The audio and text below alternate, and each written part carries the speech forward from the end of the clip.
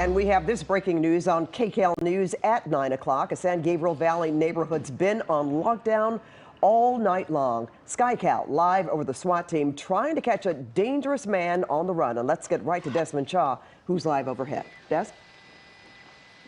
Pat, this is insane. We are off of High Point Street here north of the 60 freeway, the opposite side of where this began, where this has been going on for so long. You see all these members from LA County Sheriff's deputies, special enforcement bureaus. They're now swarming this house. This is now the third house that this suspect has gotten into. We just witnessed moments ago, they threw a flashbang at him here when they spotted him in the backyard. There he is. He's back out again. Well, another flashbang going off right now. Really, really intense, dramatic situation. Now the suspect running again in this backyard. It's amazing that the suspect, as they're now hung on top of a fence here, how they were even able to get out of that situation. The sheriff's deputies had so many vehicles, so much personnel surrounding this neighborhood on the ground and in the air with their helicopters, and the suspect somehow managed to get out into this neighborhood on the opposite side of the freeway and now into the bushes here on the border of the Whittier Narrows area. You see the helicopter that has been trying to keep eyes on this suspect, and all of these agents out here trying to get this person into custody. A very, very dramatic turn here off of the 60 freeway and San Gabriel, Pat. Absolutely amazing. Desmond, can you fill us in again on what they want this man for? What does he want it for? He's wanted for a lot of different things, Pat. 1 second here, because the suspect, of course, was right below us. We're just trying to reposition here as we come back around. I think I saw him. He might be stuck in these bushes down in here, maybe finally giving up. But we had heard that they were wanted for kidnapping, but it turns out they were wanted for a lot of different other things as well. So maybe Mike has more information on all of those things, but just a really insane turn here near the Whittier Narrows.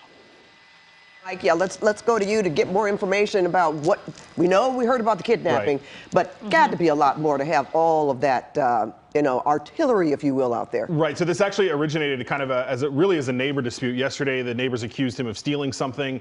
Today, the neighbors said they went back to try to get their stuff, and allegedly that's when he pulled a gun on them. That's actually what brought law enforcement to the scene here. But once they were on scene, they said, hey, this is a guy we've actually been looking for a whole host of other issues. That's what brought in the Marshals Fugitive Task Force. So this is a person who has been on the run. He's possibly a parolee at large. He is, wanted for at least a felony kidnapping warrant that we know about. The marshal that I spoke with on the phone earlier said that he has several felony warrants out. So this is a person who is known to law enforcement, who has been running from law enforcement for some time, and kind of by happenstance, his neighbors called 911 on him when he stole their stuff. Allegedly, that was what the neighbor told us. So really a weird chain of events that has kind of led up to where we're at right now. Yeah, and you're looking at video from earlier where we know for some hours this suspect was barricaded inside a structure, then went into several homes. Desmond, we know 1, 2, 3 different homes they went inside. At that point, we actually saw them. And you wonder, how did he do that? How was he able to go from house to house to house like that with all of the, everybody on site there? For hours. That's a question, right, Des? Obviously. Yeah, I have absolutely no idea how the suspect was able to do something like this, because we were talking earlier how it looked like the sheriff's deputies were practically ready for a ground assault with all of the resources that they had out there. We had like 5 or 6 Bearcats. They had this thing called a Rook, this like heavily armored little tractor thing with a huge arm on the top of it, which I've never seen deployed in the field. They had it covered from the ground and the air. They had an assistance from the feds on this as well. So how they were able to get out of that situation and then also apparently cross the 60 freeway, must have crossed the lanes of the freeway into this neighborhood and then got into not just one but another house there. You saw how just as we were coming to air, that suspect got into that third house as well when the authorities finally came here, and I believe he's surrounded in these bushes. They've turned the lights out now. At this point, they may be using night vision to try to have an advantage, but the last we saw was right here in this backyard at the end of this cul-de-sac, High Pine Street, which is right up against the Whittier Narrows recreation area. Would they possibly work in conjunction with a local agency who had canines and let them out? Let them go get him if he's in the bushes hiding somewhere? I mean, other than that. Right. Well, I mean, they've already had all that, which is kind of what's surprising to us. I mean, you've had SWAT here since 2 o'clock. K9 has been out there all afternoon and all evening. They've had a helicopter continuously orbiting this area. So they were there with every tool that they have at their disposal.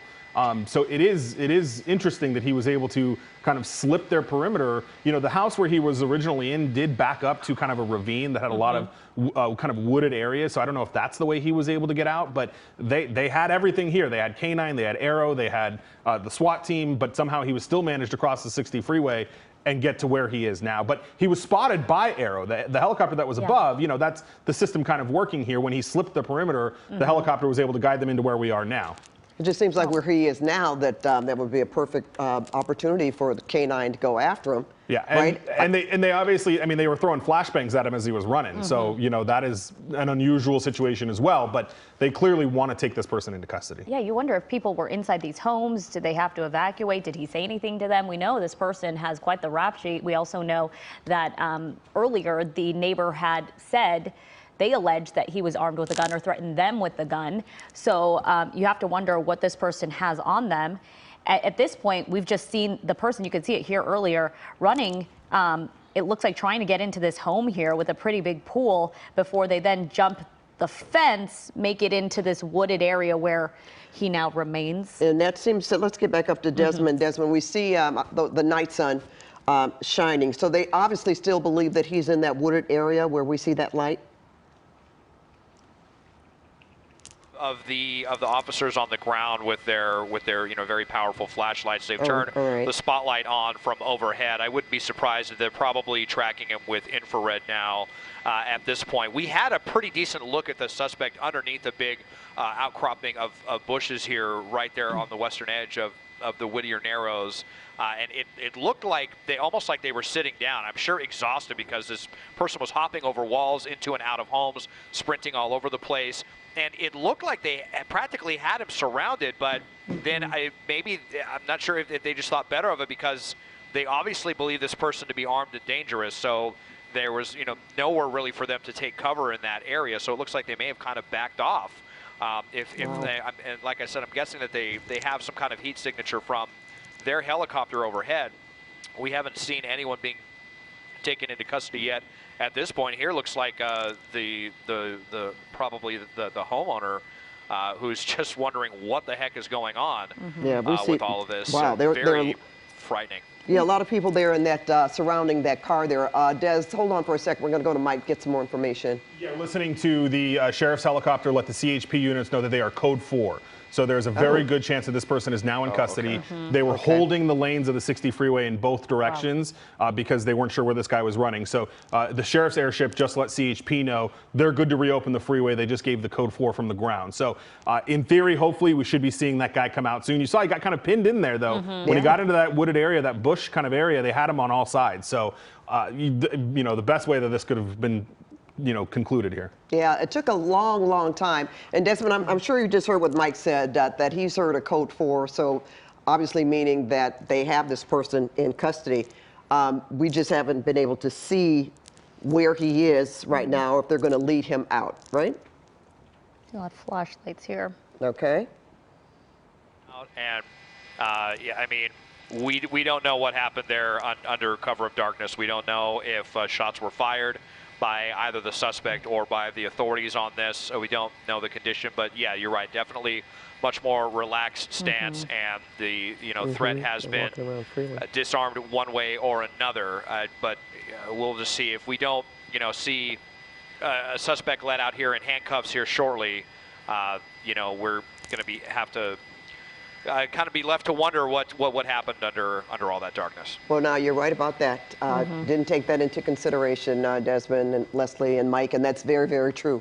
It could be something, you never want to see something end like that, but nonetheless, we believe that it is a code 4. They've opened back both lanes of the freeway, and we've seen people now walking around pretty freely, especially in that area there where that white car is. Yeah, it looks like some right residents. in the garage. Yeah, residents possibly they're mixed still in walking with some around. officers. That man looks like a resident. The other ones look like officers here.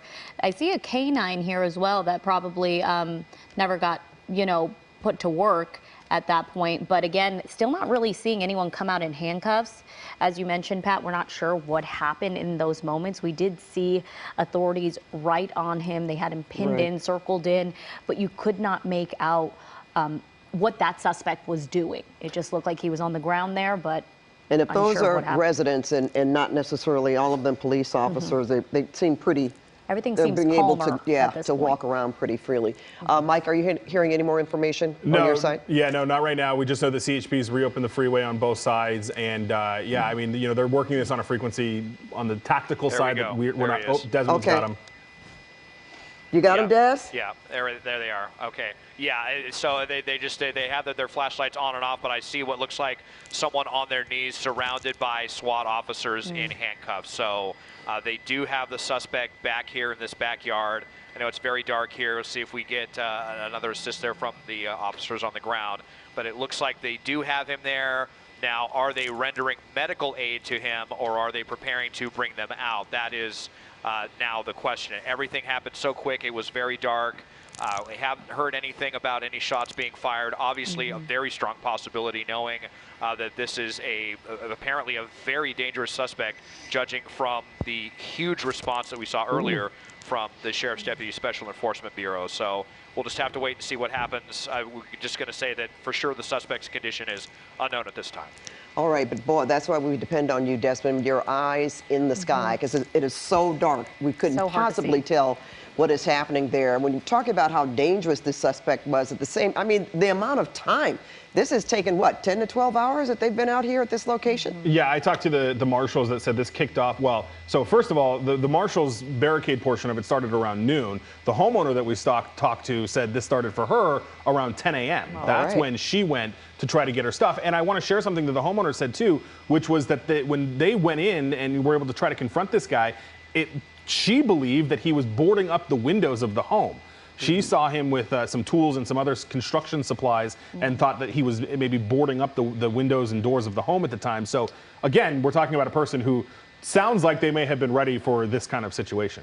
It really does. But, you know, we have also seen those kind of situations that really go awry. I mean, Yeah. in terms of, you know, what could happen throwing those flashbangs, something could catch on fire. Right. Right, an explosion of some kind. So all in all, I guess it's ended in a way The best possible that way. Yeah. absolutely where you don't have any other people injured. At least that's not something that we've heard about, Desmond, that no one else was hurt. Yeah, absolutely. Yeah, it's just stunning to me. I still kind of can't believe that this person was even able to get out of that containment situation with the really huge response that we saw. And I mean, it sounds like, you know, this person invaded several other homes. I mean, when we first got to the scene, we saw that they were inside of a home. Hopefully no one was home at that time.